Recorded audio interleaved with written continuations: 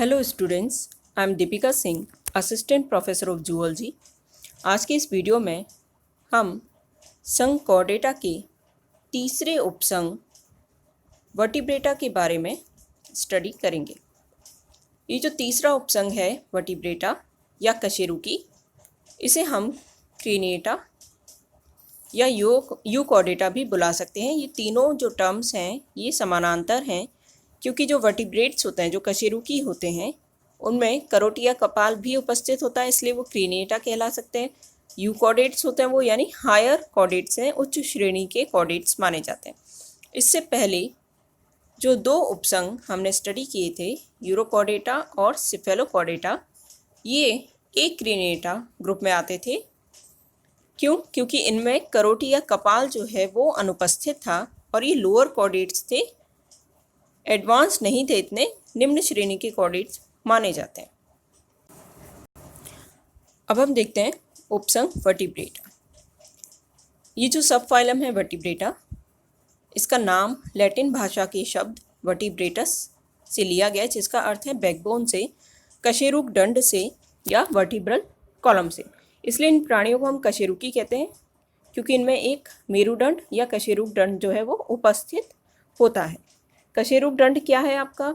उपास्थल या अस्थियों का बना हो सकता है, कशेरुकियों से मिलकर बनता है, जो कि एक सीरीज़ में अरेंज रहती हैं आपकी बॉडी में, और ये आपके शरीर को संबल या अवलंबन प्रदान करता है।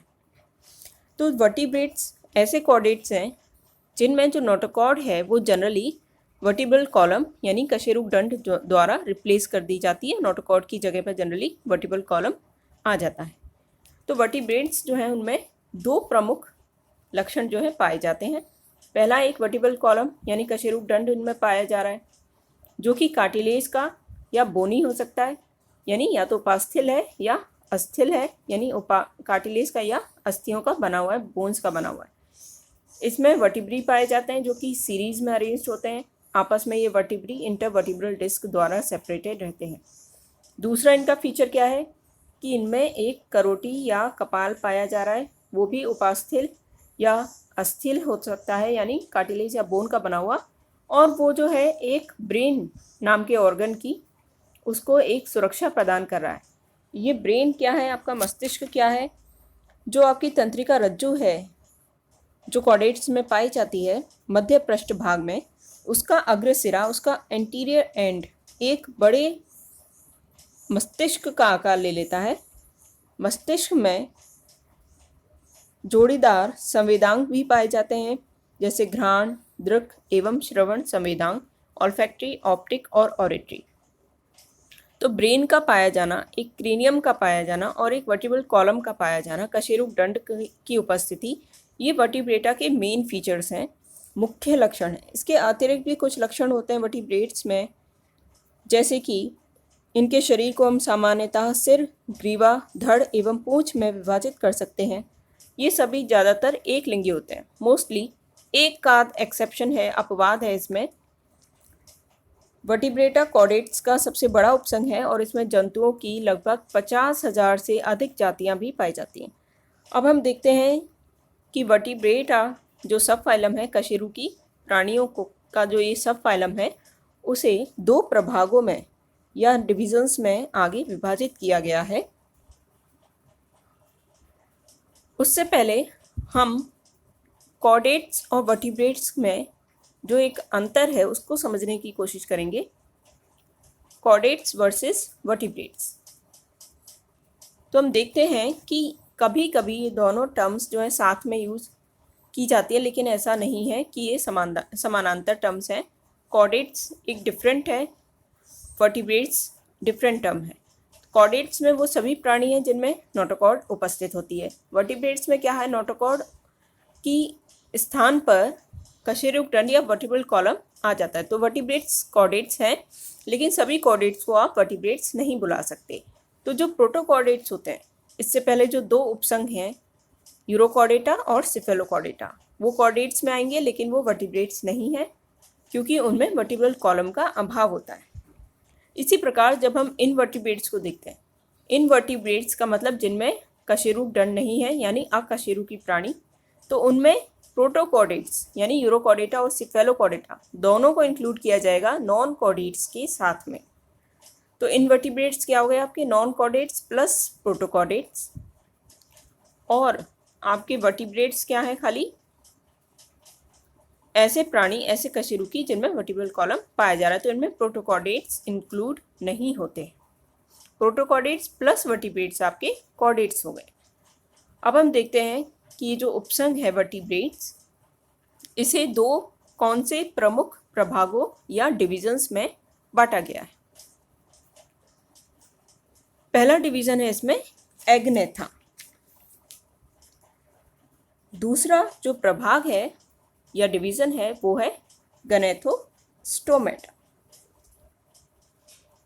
अब हम देखते हैं एग्नेथा और नेथोस्टोमेटा में क्या मुख्य अंतर होते हैं। तो एग्नेथा, ये जो प्रभाग है इसका नाम एग्नेथा जो है, इसका अर्थ क्या है, ग्रीक भाषा का शब्द है ये। इसमें ए का अर्थ है अनुपस्थित यानी नहीं होना, और गनेथोस से मतलब है जौ से या जबड़ों से, यानी ऐसे कशेरुकी प्राणी जिनमें वास्तविक जबड़े अनुपस्थित होते हैं वो एग्नेथा प्रभाग में डिवीज़न में रखे गए हैं। जो दूसरा प्रभाग या डिवीज़न है नेथोस्टोमेटा, उसमें नेथोस जौ से संबद्ध है और स्टोमा का मतलब है माउथ से यानी मुख से, यानी ऐसे कशेरुकी प्राणी जिनमें मुख में वास्तविक जबड़े उपस्थित होते हैं वो नेथोस्टोमेटा में रखे गए। इनके बीच के प्रमुख अंतर हम एक बार देख लेते हैं। एग्नेथा में वास्तविक जबड़ों का अभाव है यानी ट्रू जॉज इनमें एब्सेंट है।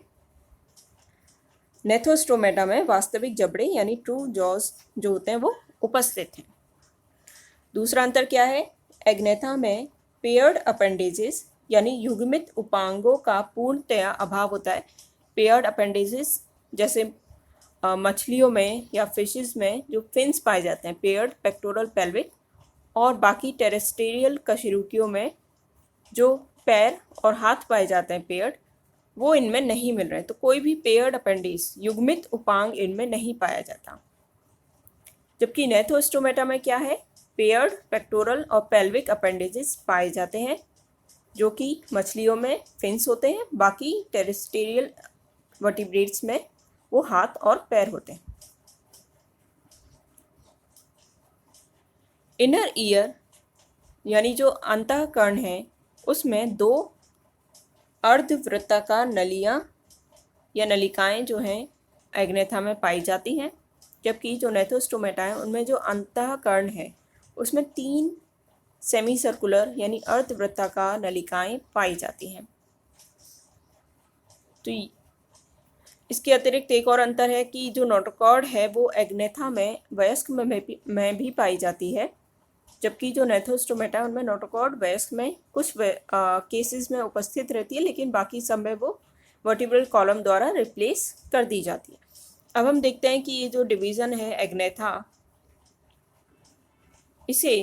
इसमें कौन कौन से वर्ग जो हैं वो इंक्लूड किए गए हैं। एग्नेथा में जो जंतु पाए जाते हैं उनमें जबड़े और जोड़ीदार उपांगों का पूर्णतः अभाव होता है और ये मछली के समान दिखते हैं। इसको 2 वर्गों में बांटा गया है। पहला वर्ग एग्नेथा का है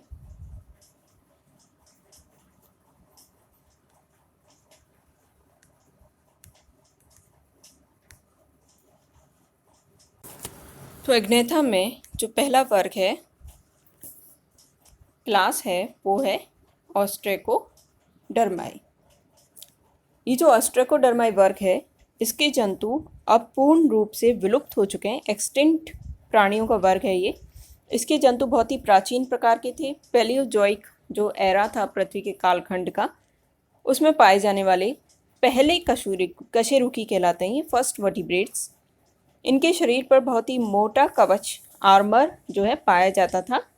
इसके कुछ उदाहरण हैं सिफेलेस्पिस और ड्रीपेनेस्पिस। तो ये क्लास तो पूरी तरह एक्सटिंक्ट हो चुकी है ऑस्ट्रेकोडर्माई की। जो दूसरी क्लास है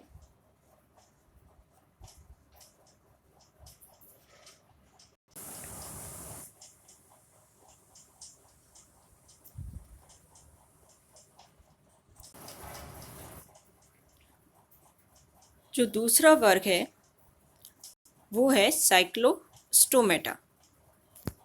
जो साइक्लोस्टोमेटा है क्लास, उसके जो प्राणी हैं उनमें जो शरीर का अग्रभाग है उसमें एक चूषक प्रकार का मुख पाया जाता है, इसलिए इन्हें साइक्लोस्टोमेटा कहते हैं।